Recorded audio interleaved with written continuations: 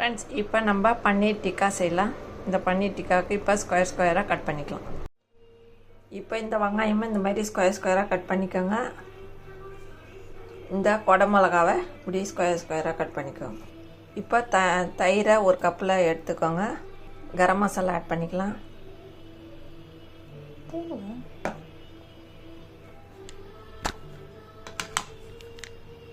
மிளகாத்தூள் வெறும் மிளகாத்தூள் ஆட் பண்ணிக்கோங்க. ஒரு பிஞ்ச் மஞ்சள் தூள் ஆட் பண்ணிக்கோங்க. இதில் லெமன் கொஞ்சமாக ஆட் பண்ணிக்கோங்க. ரொம்ப வேணாம், அந்த டேஸ்ட்டுக்கு புழிஞ்சிக்கோங்க. இப்போ இது எல்லாத்தையும் நல்லா மிக்ஸ் பண்ணிக்கோங்க. இந்த பன்னீர் டிக்கா செம்ம டேஸ்ட்டாக இருக்கும்.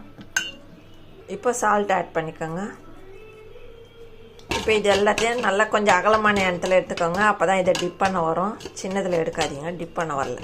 இப்போ இது எல்லாத்தையும் நல்லா மிக்ஸ் பண்ணிக்கோங்க. இப்போ பன்னீரை இப்படி நல்லா டிப் பண்ணிக்கோங்க. இந்த ஸ்டூவில் இப்படி சொருவிக்கணும். இந்த கொடை மிளகா ஒன்று, வெங்காயம் ஒன்று, இந்த பன்னீர் ஒன்று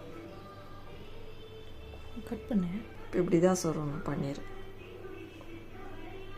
ஒரு மிளகா, ஒரு பன்னீர், ஒரு வெங்காயம் சொருவணும். இப்போ இந்த மாதிரி சொருவிக்கோங்க.